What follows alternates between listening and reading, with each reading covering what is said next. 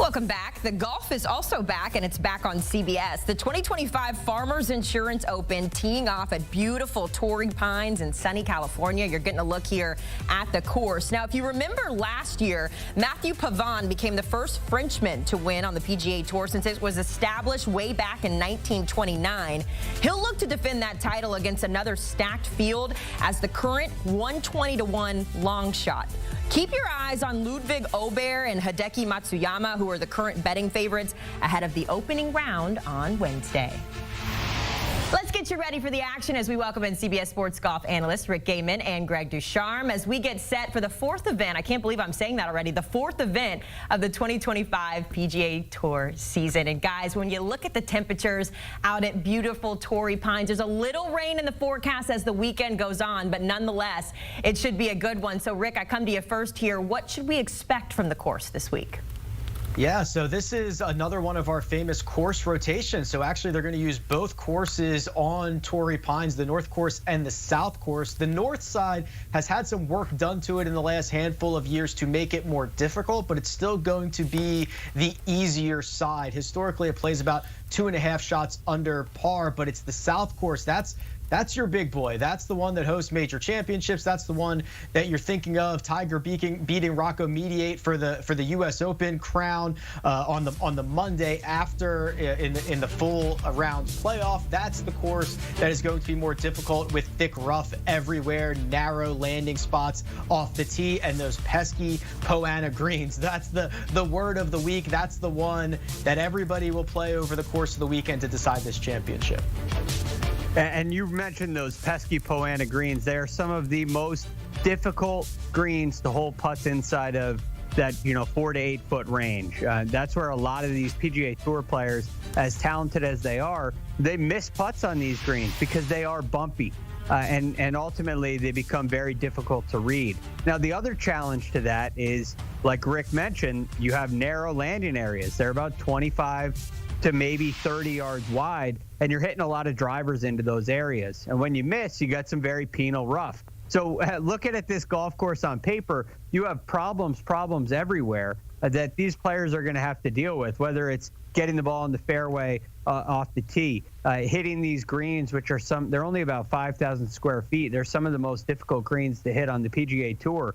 Then you talk about all the rough that surrounds the greens. And if you get it close to the hole on your third shot, well, you're left with a very difficult cleanup because these greens are so unreliable at times. So it is a all-around test, Torrey Pines, the south course.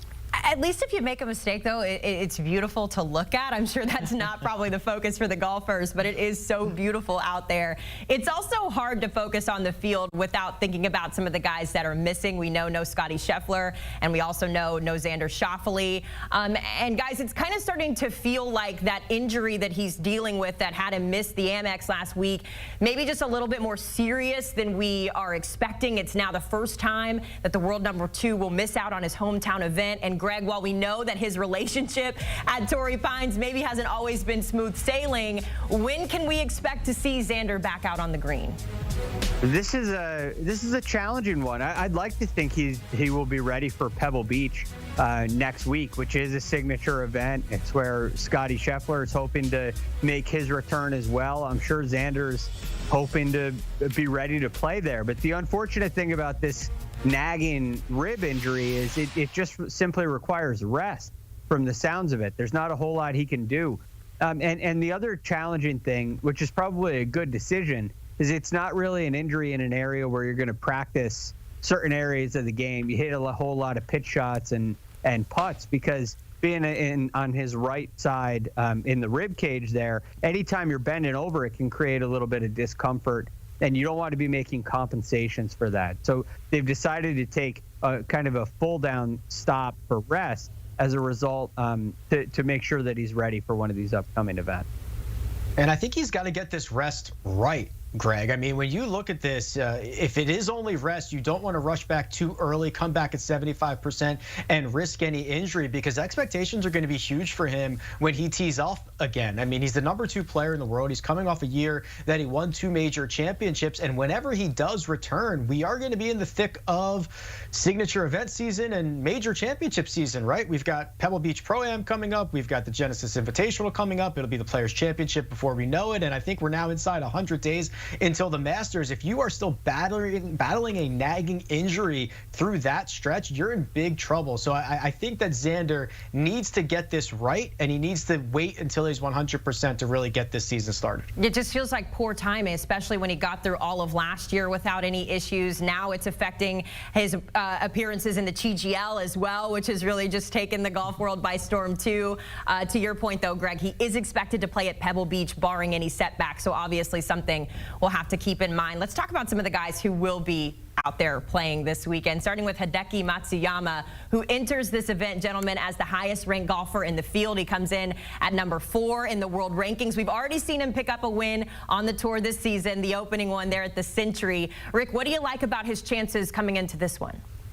Yeah, 2025 has been a really good start for Hideki, nearly flawless. He breaks the 72-hole scoring record at the Century, and then he plays well at the Sony Open, earns another top 25 finish there, and now he goes to a golf course that he has just a ton of experience on. So my expectations are quite high. We've talked about the way that both these golf courses set up. Hideki is very long off the tee. He is one of the best second shot players in the world, and now with that new flat stick that we're seeing right there in play, it's a center shafted Scotty Cameron. If he has fixed any of the putting woes that he has had in his career, he is dangerous every single week that he tees it up. And I think the one thing that gets lost in the conversation around Hideki Matsuyama is that his around the green play is better than nearly everyone in the world. It gets a little bit overshadowed because he has not always been a good putter, so he does not get up and down as much as he should. But if that's the one hole that he has left in his game and he has plugged that,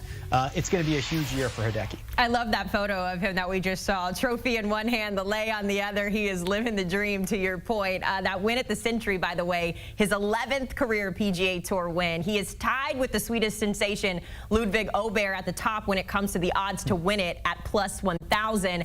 And of course, we got to talk about Ludvig Åberg next because he is the favorite, as I mentioned. But guys, at just age 25, I mean, the things that this guy is doing is really impressive. He's tied for 5th at the Century. And Greg, this kind of seems like the course that he could really break out at potentially here. What's the outlook when it comes to Åberg going into this weekend?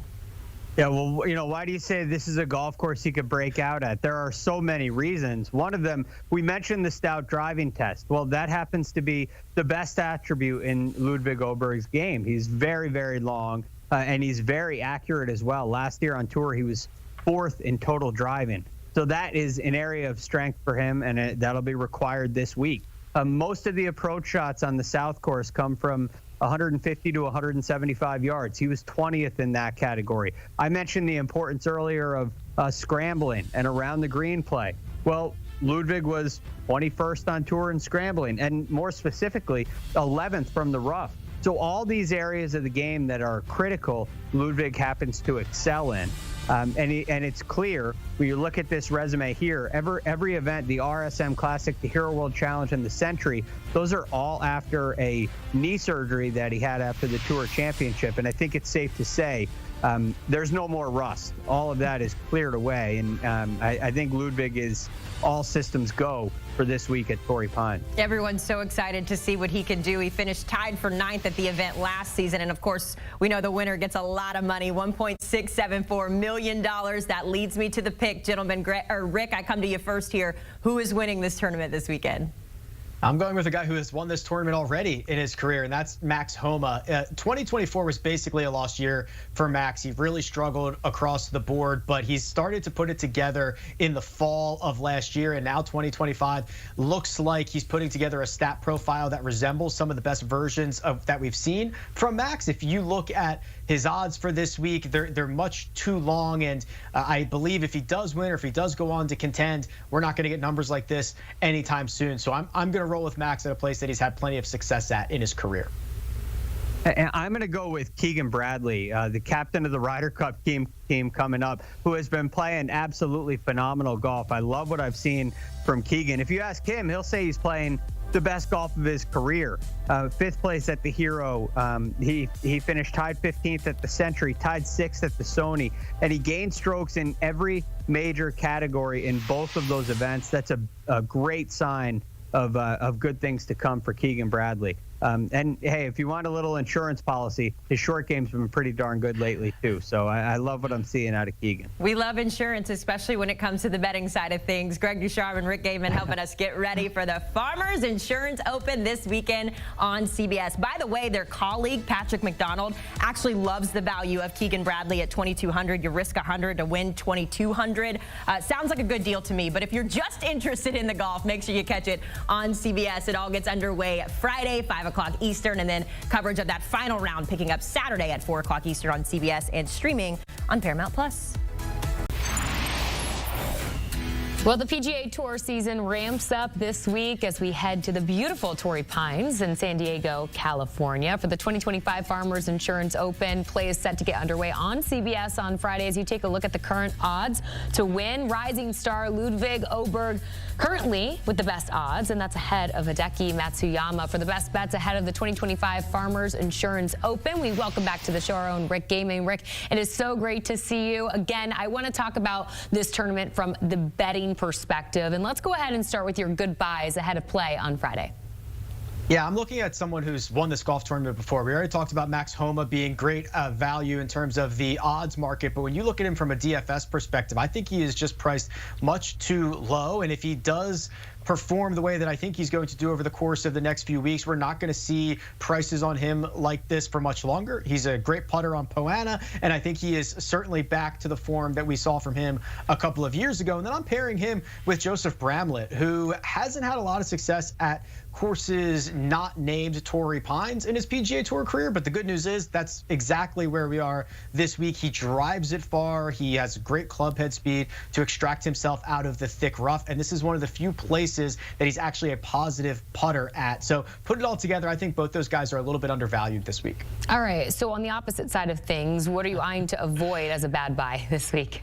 Yeah, I hate to do this to these guys, but I start with Tony Finau. You know, he's over $10,000 on DraftKings. He's expensive across the fantasy industry, and he is still knocking off a lot of rust with his off-season knee procedure. I think that he is being inflated in terms of his salary because of the great course history that he's had here, but the course history at Torrey Pines is very chaotic. Guys rarely can go on extended stretches, and a miscut is just a few bad shots away. And then Keegan Bradley, you know, again, the price is probably too high for someone whose short game is iffy as of late. He gets the nod for being a great total driver. I understand that, but there are other golfers in this field who I think are better, like Max Homa, who are less expensive in fantasy formats, and it just kind of squeezes Keegan out for me. All right, we have a little bit of time left here as we take a look at the field. What is your best pick to finish in the top 10?